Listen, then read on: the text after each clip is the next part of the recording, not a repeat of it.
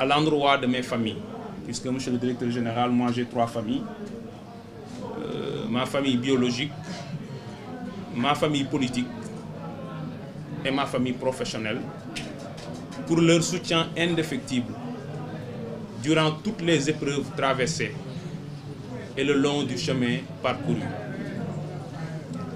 Mesdames, Messieurs, le 2 mai 2024, le président de la République, son Excellence, Monsieur Bassirou Diomaye Diakhar Faye, m'a nommé directeur général de la Société des mines du Sénégal.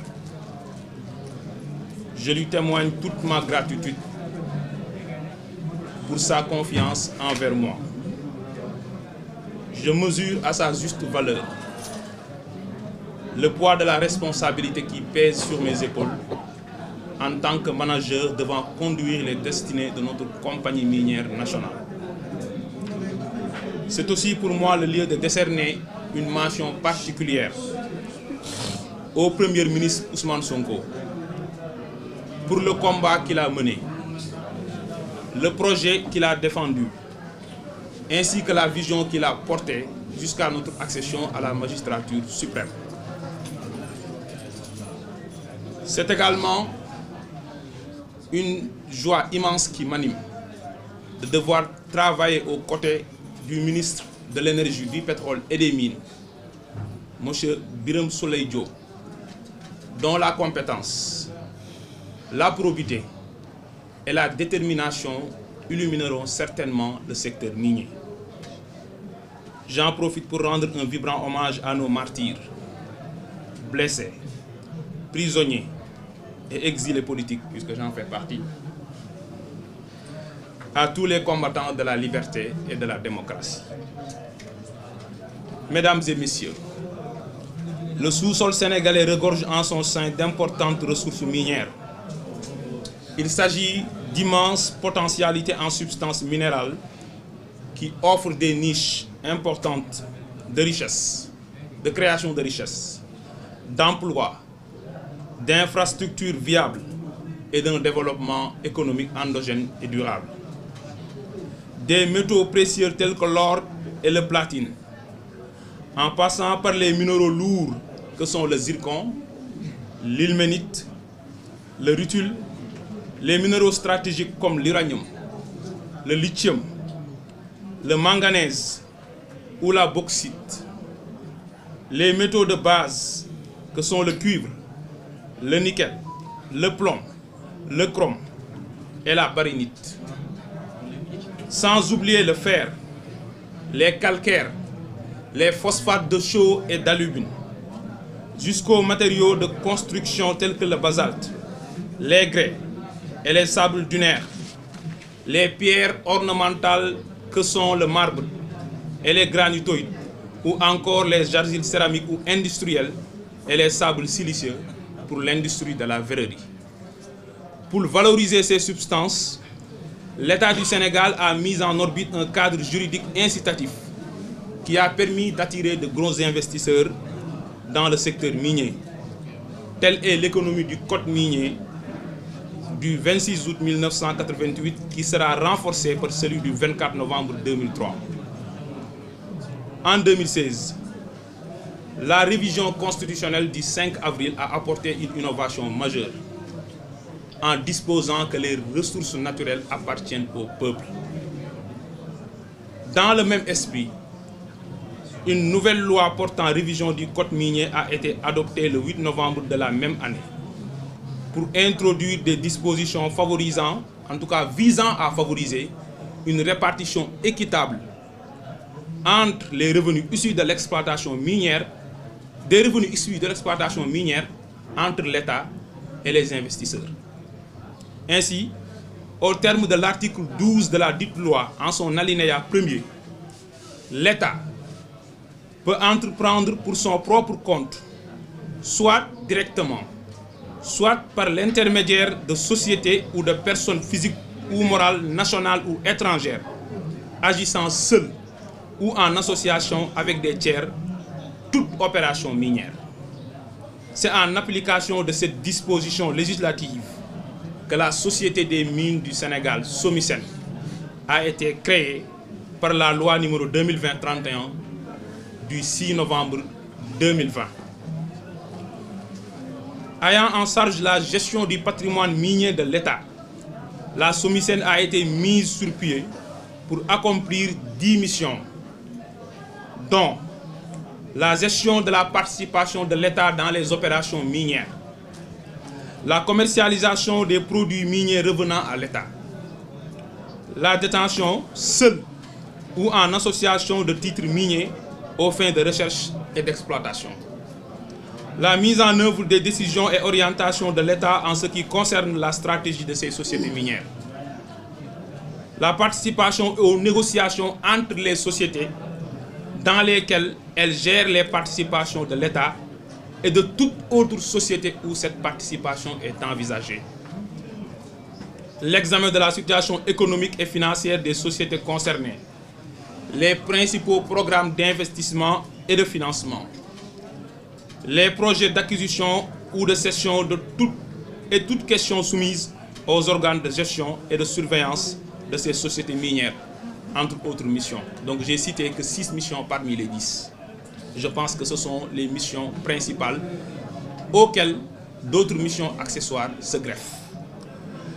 Après sa naissance, la société, sous l'impulsion de son directeur général et suivant les orientations du conseil d'administration, a réalisé des études sur plusieurs projets dont la mise en œuvre pourrait apporter des bons significatifs dans la gouvernance du secteur minier.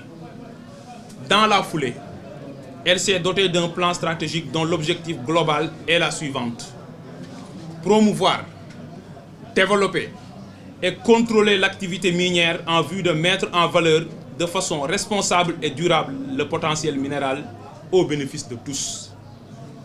Sous ce rapport, qu'il me soit permis de décerner ou d'adresser mes vifs remerciements au directeur général sortant, M. Ousmane Cissé, et à l'ensemble du personnel de la société pour le professionnalisme et le dévouement dont ils ont fait montre durant ces 3 dernières années. Je voudrais que toute l'assistance les applaudisse. Toutefois, malgré les efforts colossaux consentis quotidiennement par les agents de la société, la SOMISEN fait face à de multiples difficultés dont les plus marquantes sont la non-effectivité des fonctions de représentation et de gestion des participations de l'État dans les entreprises minières, le manque de ressources financières suffisantes pour bien réaliser les ambitieux programmes de recherche, de valorisation et d'exploitation des substances minérales, l'absence de soutien politique de la part de sa tutelle technique et financière pour fonctionner conformément aux rôles stratégiques et objectifs économiques qui lui ont été assignés. À cela s'ajoute une gouvernance discutable du secteur minier qui fait ressortir plusieurs anomalies, dont les suivantes: la disparité cuisante entre la valeur de la production, les richesses créées par les entreprises et les revenus dont bénéficie l'État. À titre d'exemple, pour l'année 2021, sur 1507,7 milliards générés par l'exploitation minière et créés par les investisseurs, l'État et ses démembrements n'ont récolté que 203,1 milliards, soit 13% de la masse des richesses qui ont été créées. La faiblesse de la part de l'État dans les concessions minières. À ce niveau, sur 12 sociétés d'exploitation où l'État détient des droits, en tout cas sur 12 conventions, sur les 12, l'État n'a que 10% sur les 10 en termes de droits. Et sur l'une de ces conventions, l'État a 15%. Le non-recouvrement d'une part importante des redevances minières dues à l'État. Le défaut de transparence dans les opérations minières. Le non-respect des droits humains, des règles de protection et de prévention de l'environnement et des conditions d'hygiène et de sécurité exigées par la loi, les règlements, mais aussi et surtout les instruments internationaux. Face à ces nombreux défis, le projet porté par le président de la République, qui a bénéficié de la majorité des suffrages des Sénégalais, se positionne en solution pour une réappropriation des ressources naturelles en vue d'un développement économique endogène. Notre vision repose sur un modèle économique endogène d'industrialisation par substitution aux importations. C'est pourquoi les ressources minières du pays doivent favoriser l'essor d'une industrie dynamique et compétitive, capable de générer une croissance durable, inclusive et créatrice d'emplois. Notre pays ne doit plus exporter tous les minerais extraits de son sous-sol pour ensuite importer des produits finis issus de la transformation de ces mêmes minerais. Le bijoutier sénégalais ne doit plus parcourir des milliers de kilomètres à la quête des bijoux en or, alors que l'or extrait à Sabodala, à Massawa, quitte le pays en brut. À ce niveau, la SOMISEN doit jouer un rôle en aval en mettant un focus sur un ambitieux programme de transformation des substances minérales. Par ailleurs, le projet mise sur la mobilisation des ressources endogènes pour le financement des politiques publiques. C'est dans cette optique que les ressources naturelles en général et les ressources minières en particulier doivent désormais devenir un important levier de financement de l'action étatique. Ainsi, la SOMISEN en tant que compagnie nationale doit devenir la locomotive de l'État acteur de l'économie et partie prenante de l'exploitation de ses propres ressources. Bien évidemment en développant des joint ventures et des systèmes de partenariat avec des investisseurs privés et étrangers. Sans verser dans l'autarcie, elle doit devenir le bras financier de l'État. Son grenier, sa mine d'or et d'argent. En somme, mon ambition est que la SOMISEN quitte le statut de société sous perfusion permanente de l'État pour devenir son champ nourricier qui mettra des centaines de milliards dans sa caisse. Pour parvenir à ces objectifs, j'entends adopter un style de management participatif qui fédère l'ensemble des collaborateurs autour d'une vision commune, partagée. Dans un esprit d'équipe, je m'engage à gérer dans l'inclusivité et la transparence. Dans la rigueur et la franchise, je compte diriger avec éthique et ouverture. Avec dévouement et créativité, je miserai sur une gestion axée sur les résultats. Je compte sur la mobilisation collective de tout le personnel pour faire de la SOMISEN un exemple de gouvernance dans le secteur parapublic, un fleuron de l'économie nationale et un leader dans l'exploitation durable, inclusive et responsable des ressources naturelles en Afrique. Telle est ma vision et telle est l'ambition qui m'anime. En tant que jeune placé à la tête d'une société publique, je représente toute une frange de la population à travers tous les actes que je prends et le comportement que j'adopte. Je ne veux pas décevoir.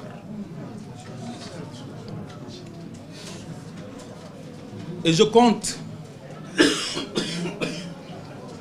m'évertuer à prendre toutes les dispositions pour que sous mon magistère, qu'il y ait de la fraîcheur, de la rupture, du renouveau, de l'audace, du mouvement et de la conquête. Ayant toujours en mémoire la confiance du président de la République et de son Premier ministre, les lourds sacrifices consentis par mes compatriotes pour l'aboutissement du projet, j'œuvrerai inlassablement pour le respect de nos engagements envers le peuple. devant Dieu et devant la nation. Je vous remercie de votre attention.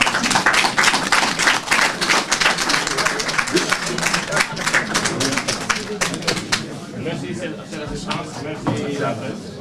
Nous va à la déclaration. Donc, c'est merci à vous. Les cadeaux, là? Les cadeaux, non. C'est ce que nous donnons. Il y a aussi un côté là.